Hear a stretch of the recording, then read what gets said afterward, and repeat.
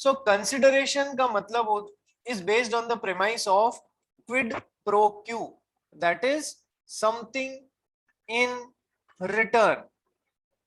जब दोनों ही parties x Y को अपना घर दे रहा है तो उसे कुछ कंसिडरेशन बदले में मिलना चाहिए, that is something in return मिलना चाहिए। उसको क्या समथिंग इन रिटर्न मिल रहा है सर? 50 लाख रुपए। जबकि वाई एक्स को क्या दे रहा है? 50 लाख रुपए दे रहा है, तो उसे भी समथिंग इन रिटर्न मिलना चाहिए। समथिंग इन रिटर्न क्या मिल रहा है? घर मिल रहा है। ठीक है, so both the parties must gate some consideration under the contract. Both parties must get some consideration under the contract. Both the parties must receive some consideration under the contract. This is one of the basics and essentials. If only one of the parties is getting, x ने y को घर दे दिया, y ने x को कुछ भी नहीं दिया, तो ये फिर वैलिड कॉन्ट्रैक्ट नहीं बनेगा। यानी both the parties must get some consideration. वो जो सामने वाले के लिए कर रहे हैं ना, उसके बदले में उनको कुछ मिलना चाहिए।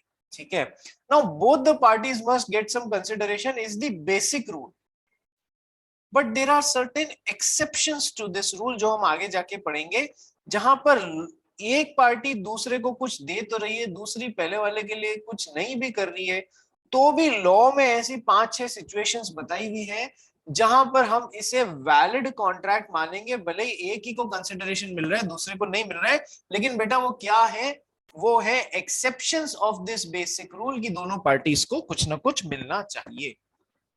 ठीक है भाई, अब एक्सेप्शंस क्या है, मतलब एक्सेप्शंस आगे जाके पढ़ेंगे, बट मेन मुद्दा क्या है सर? सबसे पहली बात तो ये ट्री के हिसाब से कंसिडरेशन एक एसेंशियल एलिमेंट है। जब तक दोनों पार्टीज को कुछ ना कुछ कंसिडरेशन नहीं मिल जाता सामने वाली पार्टी से, तब तक वो वैलिड कॉन्ट्रैक्ट बन ही नहीं सकता। सेकंड बात कि sir both the parties must get some consideration. पहली बात तो कंसिडरेशन का एलिमेंट जरूरी है। दूसरी बात, both the party should get some consideration under the contract. तीसरी जरूरी बात क्या होता है कि it is based on the premise of quid pro quo something in return. ये बात याद रखना, ये टर्म ध्यान रखना, लैटिन टर्म है। चौथी बात सर, कंसिडरेशन जो है,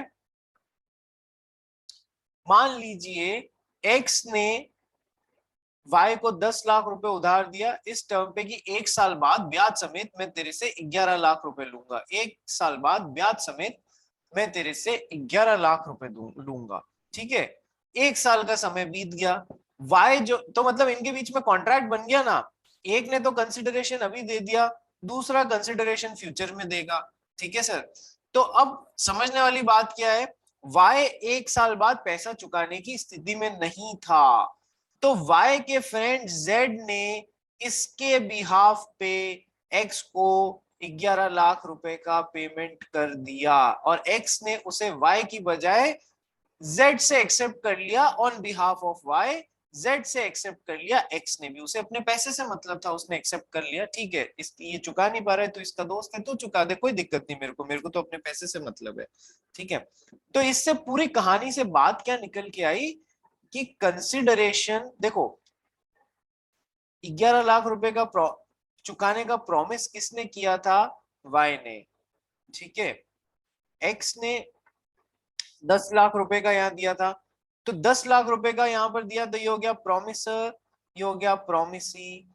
प्रॉमिसर ने प्रॉमिसी के लिए कुछ किया, तो बदले में प्रॉमिसी को भी तो प्रॉमिसर को वापस कंसिडरेशन देना होगा। वापस समझो, प्रॉमिसर ने प्रॉमिसी के लिए कुछ किया, तो बदले में प्रॉमिसी को भी तो प्रॉमिसर के लिए Kwid pro quo something in return करना पड़ेगा, और सेकंड के लिए ये प्रॉमिसर हो जाएगा और ये प्रॉमिसी हो जाएगा। ये एक अलग बात है।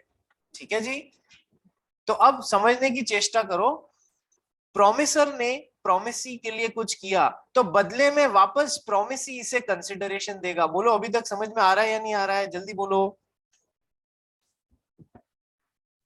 आ रहा है सर। ठीक है, तो अब बात समझना, प्रॉमिसी, ये प्रॉमिसर 10 लाख रुपए दिए, ये प्रॉमिसी प्रॉमिस किया 1 साल बाद 11 लाख रुपए दूंगा, मतलब प्रोमिसर ने प्रोमिसी के लिए किया तो बदले में प्रोमिसी भी तो इसको कुछ कंसिडरेशन देगा, हाँ सर, तभी तो कॉन्ट्रैक्ट बनेगा। लेकिन जब प्रोमिसी नहीं चुका पा रहा है तो इसके फ्रेंड ने यहां पर आके और कंसिडरेशन का अमाउंट चुका दिया, तो ये वैलिड कंसिडरेशन होगा। यदि एक्स ने वाई की बजाय जेड से एक्सेप्ट कर लिया तो ये वैलिड कंसिडरेशन होगा। तो पॉइंट क्या निकल के आ रहा है, consideration can be given or furnished by promisee or any other person as well. Any other person मतलब Mr. Z who is not a party to this contract also, he can also give valid consideration. क्या ये point समझ में आ गया सिया, प्रियांशु? सिया, प्रियांशु? हाँ sir. Priyanshu समझ आया रे? मिस्टर प्रियांशु हाँ सर, हाँ सर। समझ आ गया? तो नींद से जग जा बेटा, ठीक है? चलो, सर जग गया। जग गया, वेरी गुड। तो अपन बोलते हैं consideration can be given back by promisee और any other person as well, it will stand as a valid consideration, ठीक है? तो एग्जाम में कई बार क्वेश्चन आता है कि सर एक्स ने वाई को 10 लाख दिया, इसको वापस 11 लाख चुकाने थे, चुका नहीं पाया, इसके फ्रेंड जेड ने आके और 11 लाख में से 6 लाख रुपए चुका दिए, ठीक है? एक्स ने एक्सेप्ट भी कर लिए। Towards full and final settlement नहीं, एक्स ने towards full and final settlement 11 lakh के पेटे 6 लाख नहीं लिया है, इसने 11 लाख में से 6 लाख लिया है, अभी तक 5 लाख वाई से मांगता है। अब आगे जाके एक्स ने क्या किया, वाई पे पूरे 11 लाख रुपए का केस कर दिया। तो बताओ ये सही है या नहीं है? आपकी ओपिनियन मांगी जा रही है, तो आपको बोलना है सर 6 लाख रुपए तक का कंसिडरेशन जो जेड ने फर्निश किया है, consideration can be furnished bye promisee or any other person as well, it will stand as a valid consideration if accepted by X. So since X has accepted this 6 lakh rupees as consideration, then he cannot put a case, he cannot file a case for full 11 lakhs, rather 11 minus 6 only for rupees 5 lakhs on Y. यदि exam में question में बोला गया कि x ने Y से जो 11 लाख रुपए मिलने थे उसके बदले में फुल एंड फाइनल सेटलमेंट के बदले में 6 लाख रुपए एक्सेप्ट कर लिए जेड से, तो अब किसी भी बात के लेके ये यहाँ पर केस नहीं कर सकता। जैसी वर्डिंग्स आई एग्जाम में वैसा अपना आंसर लिख देना। अब ठीक है, इसे क्या बोलते हैं कि एक्स और वाई जो पार्टीज टू द कॉन्ट्रैक्ट है, इसके अलावा जेड जो है ये भी किसी भी पार्टी के बिहाफ पे अपोजिट पार्टी को कंसिडरेशन दे सकता है and it will stand as a valid consideration. इसको अपन बोलते हैं doctrine of privity, doctrine of privity of consideration, doctrine of privity of consideration. दो डॉक्ट्रीन्स होती हैं। डॉक्ट्रीन का मतलब क्या होता है भाई, कृष्णा बता मेरे को। Sir, established principles of law. Very good Krishna. Doctrine means established principles of law, जिन्हें अब अपने को चैलेंज करने की जरूरत नहीं है। जैसे साइंस का एक एस्टैब्लिश्ड प्रिंसिपल होता है ना रे, sun rises in the east, क्या अब अपन इसको चैलेंज करेंगे? ये इतना एस्टैब्लिश्ड प्रिंसिपल है कि अपन को इसको चैलेंज करने की जरूरत नहीं है। उसी तरीके से doctrine in law means established principles of law, जिन्हें चैलेंज करने की जरूरत नहीं है। So doctrine of privity of consideration says that भले ही ये कॉन्ट्रैक्ट जो है इन दो लोगों के बीच में है, these are the parties to the contract, but as far as consideration is concerned, that can be validly given by a third party who is not a party to this contract on behalf of any of the party to the opposite party. Consideration तीसरी party से भी आ सकता है जो party to the contract नहीं है, वो किसी भी पार्टी के बिहाफ पे अपोजिट पार्टी को जमा करा सकती है। It will stand as a valid consideration, ठीक है भाई? भले ही पार्टी नहीं है तो भी किसी भी पार्टी के बिहाफ पे अपोजिट पार्टी को ये कंसिडरेशन दे सकती है, it will stand as a valid consideration. इसको ऐसे भी बोला गया है, consideration can be given by promisee और any other person. I hope this is clear. तो कंसिडरेशन के बारे में अपन ने क्या क्या पढ़ा sir? Consideration is one of the essential elements, ठीक है sir. Second, consideration is based on the premise of quid pro quo, that is something in return, ठीक है। both the parties must get some consideration under the contract. If only one of the parties is getting consideration, another is not getting consideration, then it is not a valid contract.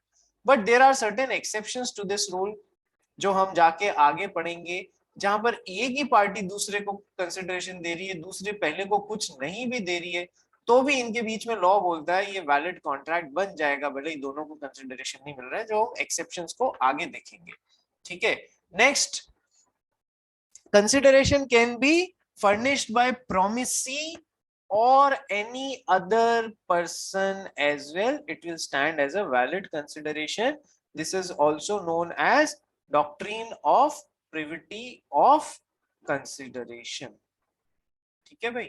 Next देखो, consideration का element होना जरूरी है, consideration का element होना जरूरी है दोनों पार्टीज के लिए, लेकिन कंसिडरेशन का क्वांटम इंपॉर्टेंट नहीं है। कितनी क्वांटिटी है, सफिशिएंट क्वांटिटी में कंसिडरेशन है क्या, है या नहीं है, ये हमारे लिए कॉन्ट्रैक्ट बनाते समय ये इंपॉर्टेंट नहीं है। फॉर एग्जाम्पल, एक्स के पास में एक मुंबई की पॉश कॉलोनी में एक जमीन का टुकड़ा था, तो एक्स ने वो 100 करोड़ रुपए की जमीन का टुकड़ा वाई को 1 करोड़ रुपए में बेच दिया, ठीक है।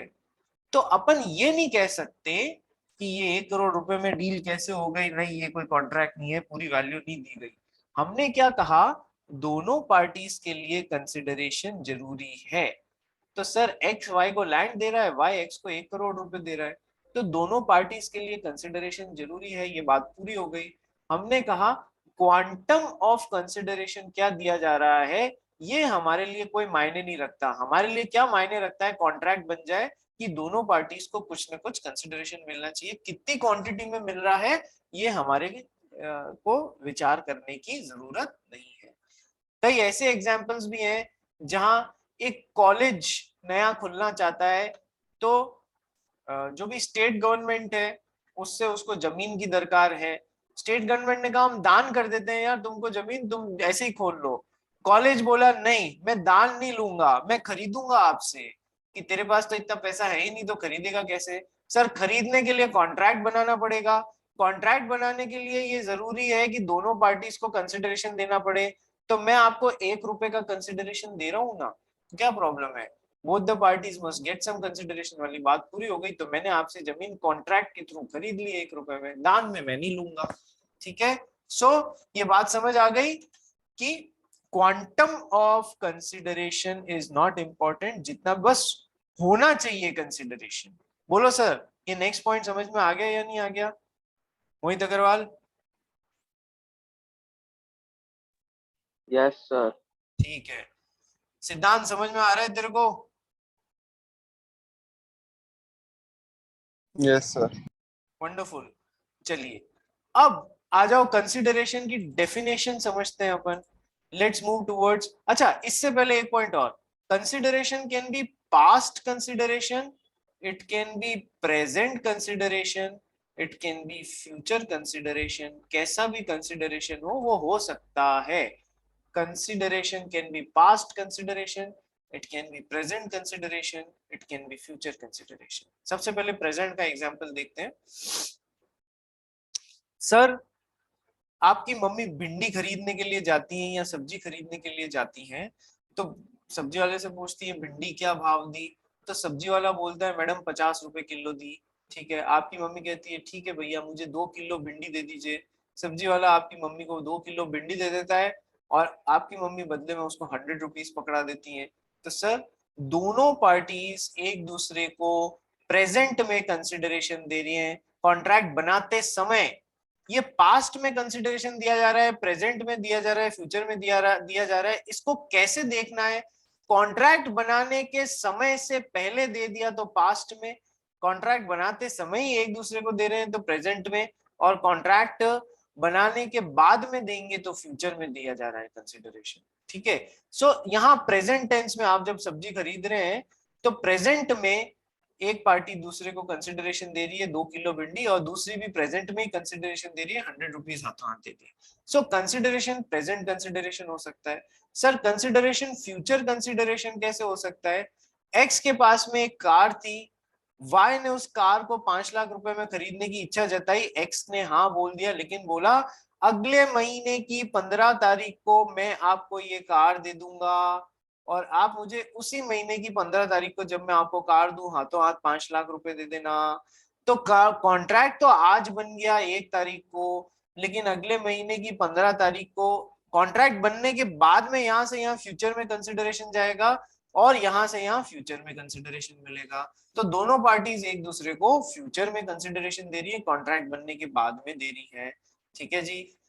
पास्ट कंसिडरेशन,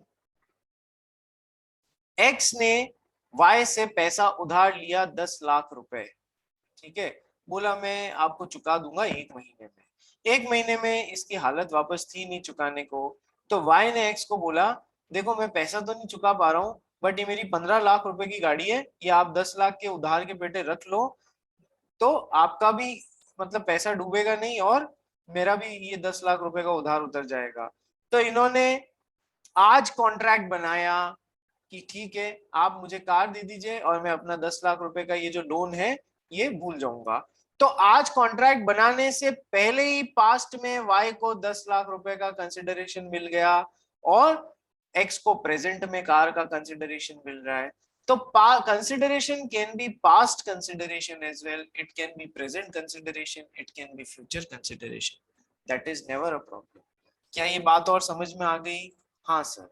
अब आ जाइए हम लोग कंसिडरेशन की डेफिनेशन पे चलते हैं।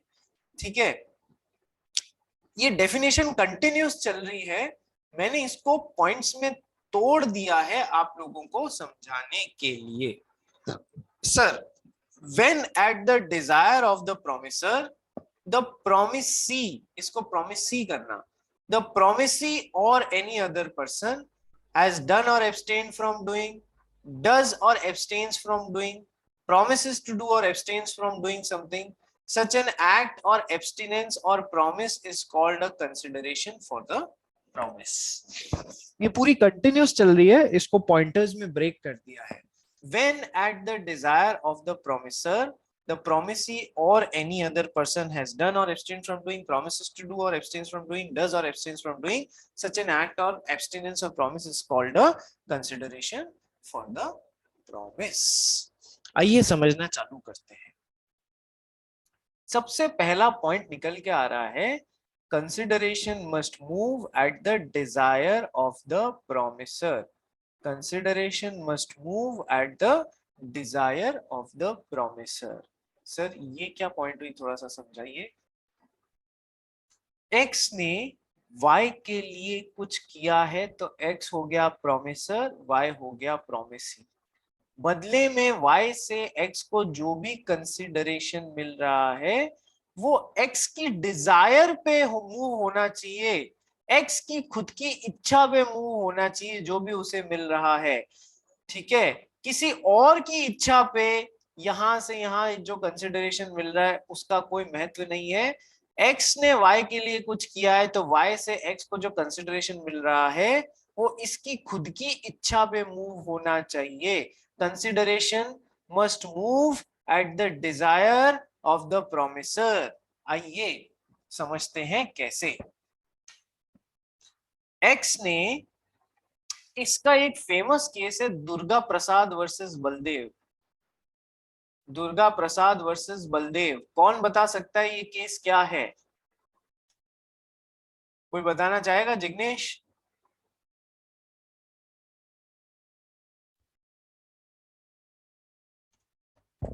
अरे जिग्नेश सर,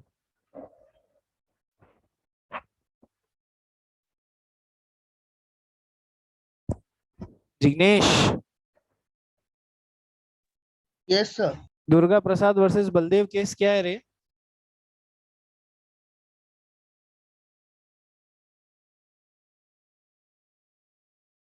सर वो कुछ कंस्ट्रक्शन साइट का था। बिल्कुल सही जा रहा है, बिल्कुल सही जा रहा है। सोच के बता क्या केस था। पॉइंट ये है, the consideration must move to him at the desire of the promisor. Sir एक कमिश्नर था, उसने एक बिल्डर को बोला कि एक फ्री ओपन लैंड में एक मार्केट बना दे। हाँ फिर एक बिजनेस मर्चेंट आता है, फिर उसने मार्केट में एक शॉप खरीदा और हाँ उस बिल्डर ने बोला कि उसको मंथली रेंट चाहिए। हाँ। लेकिन ये मार्केट कमिश्नर के ऑर्डर पे बना था, तो इसलिए रेंट बिल्डर को नहीं मिलेगा। चल तू काफी पास पहुंचा है, बट एग्जैक्टली क्या है ये मैं बताता हूँ। देखो, एक शहर का एक कलेक्टर था, ठीक है, और उसी शहर में एक बिल्डर था। आप सभी जानते हैं किसी भी शहर के कलेक्टर को नाराज करना पॉसिबल नहीं है। कलेक्टर बहुत ही पावरफुल आदमी होता है, ठीक है, आईएएस के लेवल का आदमी होता है भाई, ठीक है। तो अब कलेक्ट उस शहर में एक बहुत बड़ा मैदान खाली पड़ा हुआ था। कलेक्टर को चिंता थी कि यार ये खाली जगह का डेवलपमेंट हो जाए, यहाँ पर यदि शॉप्स बन जाए तो यहाँ के बहुत सारे लोगों को रोजगार मिल जाएगा। तो कलेक्टर ने क्या किया, इस बिल्डर को बोला कि यार ये खाली जगह पड़ी है, यहाँ तो एक शॉपिंग कॉम्प्लेक्स बना देना यार, थोड़ा सा दुकानें उकानें बना दे ताकि लोग काम धंधे लगे, शहर का भी डेवलपमेंट हो। तो बिल्डर ने कलेक्टर को प्लीज करने के लिए, मतलब उस प्लीज करने के लिए ये इसका निर्माण करा दिया, ठीक है। अब शॉप्स ऑक्यूपाई करने वाले लोग आए, ठीक है सर। जो शॉप्स ऑक्यूपाई करने वाले लोग आए, मान लीजिए मिस्टर एक्स ने ऑक्यूपाई किया, वाई ने ऑक्यूपाई किया, जेड ए बी सी ऐसे ऑक्यूपाई शॉप्स ऑक्यूपाई कर लिए। तो शॉप ऑक्यूपायर ने ये जो बिल्डर है इसको बोला कि तेरे को तेरे को चूंकि मतलब हमने ये शॉप ऑक्यूपाई की है, हमारी सेल्स में से कट देंगे, फॉर एग्जांपल प्रॉफिट या सेल्स में से 10% का कट हर महीने देंगे, ठीक है साहब। तो ये हो गए प्रॉमिसर, ये हो गए प्रॉमिसी। तो बदले में जो प्रॉमिसर को मिलना है consideration, it must move eight his Dzire, x की डिजायर से मिलना चाहिए, खुद शॉप ऑक्यूपायर की डिजायर से मिलना चाहिए। सर इसको क्या मिल रहा है, इसको इस शॉप को ऑक्यूपाई करने का राइट मिल रहा है, लेकिन सर ये इसको consideration at his own desire मिल रहा है क्या? सर वहां के कलेक्टर ने बोला था कि है ना शॉप्स बनाओ, इसलिए ये इसकी इसकी खुद की इच्छा पे नहीं मिल रहा है। कलेक्टर ने बोला था कि शॉप्स बनाओ, किसको बोला था? बिल्डर को। तो कंसिडरेशन जो इधर से इधर आ रहा है ना, वो कलेक्टर की डिजायर पे आ रहा है, इसकी खुद की डिजायर पे नहीं आ रहा है। अब ये एक पॉइंट समझाना था, इसलिए बीच में मैंने आपको बताया consideration must move at the desire of the promisor. Promisor ने क्या वादा किया, मैं तेरे को अपनी सेल्स या प्रॉफिट में से 10% का कट दूंगा हर महीने, ठीक है। अच्छा, बदले में इसको जो शॉप ऑक्यूपाई करने का राइट का जो कंसिडरेशन मिल रहा है, वो इसकी खुद की डिजायर पे नहीं मिल रहा है, वो कलेक्टर ने बोला इसलिए बिल्डर ने बनाया। So consideration which is moving from this person to this person is not moving at his desire, it is moving at the desire of the collector, ठीक है। अब क्या हुआ, पहला महीना चला, दूसरा महीना चला, 1-2 साल ऐसा चला, इन्होंने सेल्स में से 10% हिस्सा इसको देना चालू रखा। तीसरे साल से सेल्स में से हिस्सा देना बंद कर दिया। बिल्डर का, ओए भाई क्या कर रहा है, मेरे को सेल्स में से हिस्सा दे, अपने बीच में कॉन्ट्रैक्ट है। इसने नहीं दिया, एक्स ने नहीं दिया। बात कोर्ट में पहुंची, कोर्ट में ये एस्टेब्लिश करने की कोशिश की गई कि इन दोनों के बीच में कॉन्ट्रैक्ट है, कि सर उधर एक पॉइंट आया कि दोनों पार्टी से अपोजिट पार्टी को कंसिडरेशन मिलना चाहिए। हाँ सर, तो अब इधर से इधर क्या कंसिडरेशन जा रहा है सर? सेल्स का 10%। बदले में इधर से इधर जो आ रहा है consideration, is it moving at the desire of the promisor? No, it is moving at the desire of the collector of that place, not at the desire of the promisor. केवल इतनी सी बात पे ये माना गया कि वैलिड कंसिडरेशन नहीं है, because consideration is not moving at the desire of the promisor, it is moving at the desire of the collector of that place.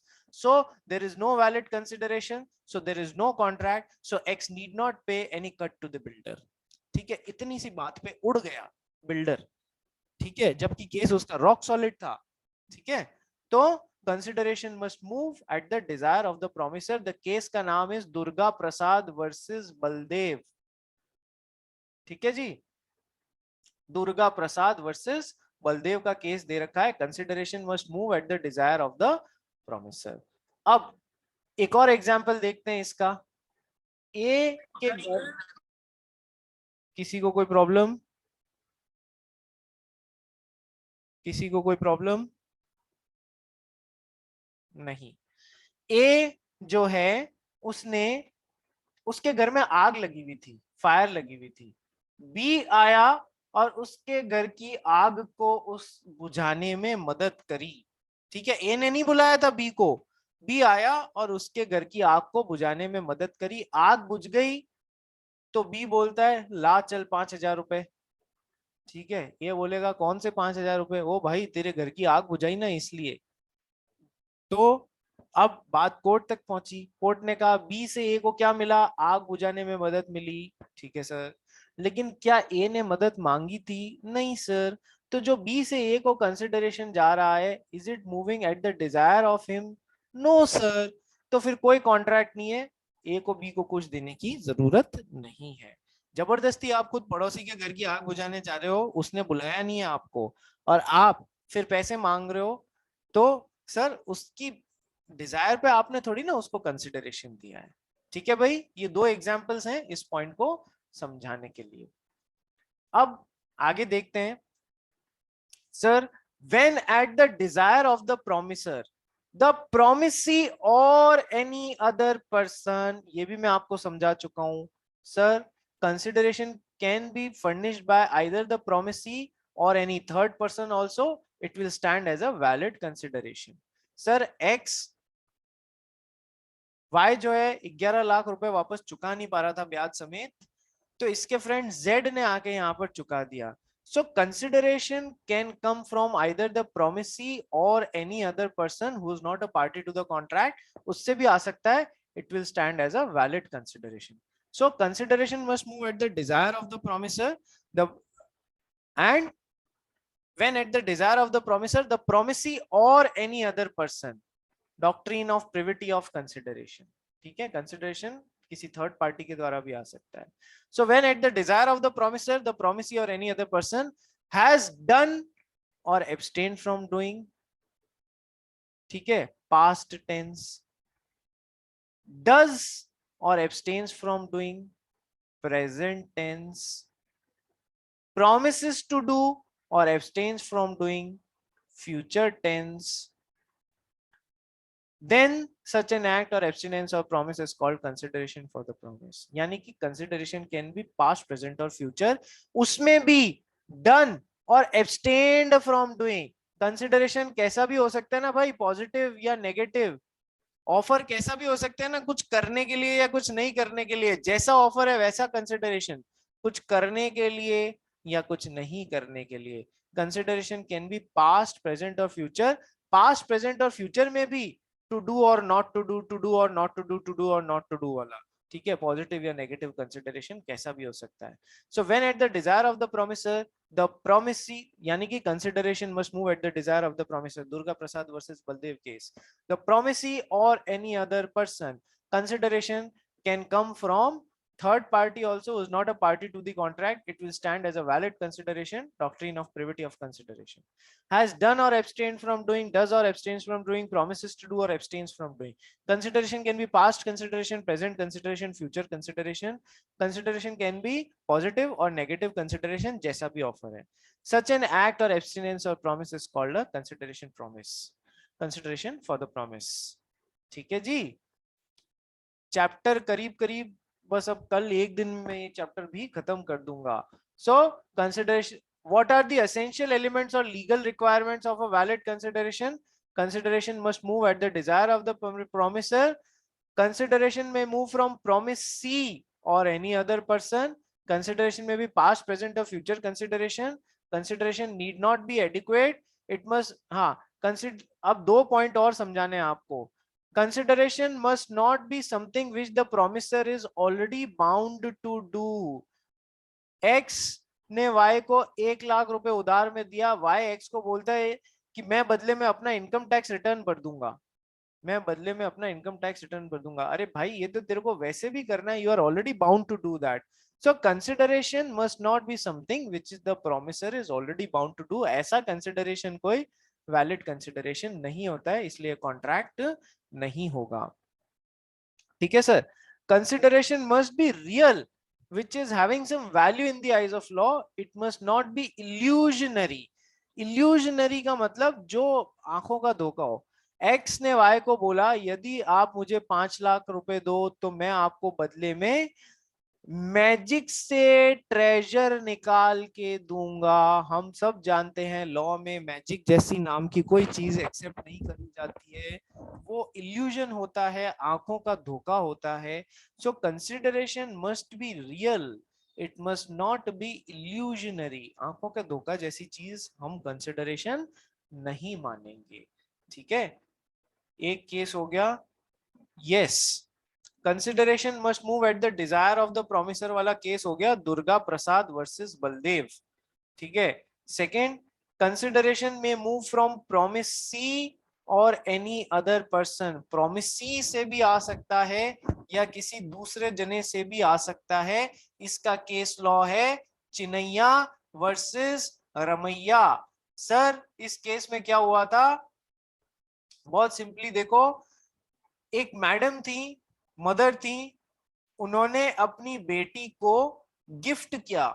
क्या गिफ्ट किया, एक जमीन का टुकड़ा अपनी डॉटर को गिफ्ट कर दिया। बोला अब तुझे एक काम करना है, मैं तुझे ये चीज दे रही हूं, गिफ्ट कर रही हूं, इसके बदले में तुझे एक काम करना है। क्या काम करना है, अपने मामू जान को, ठीक है, अपने मामा को हर साल तुझे कुछ एन्युटी देनी है। एन्युटी मतलब एनुअली एक पेमेंट करना है, मान ले 1 लाख रुपए का, 2 लाख रुपए का, ऐसे तुझे एक फिक्स कर दिया।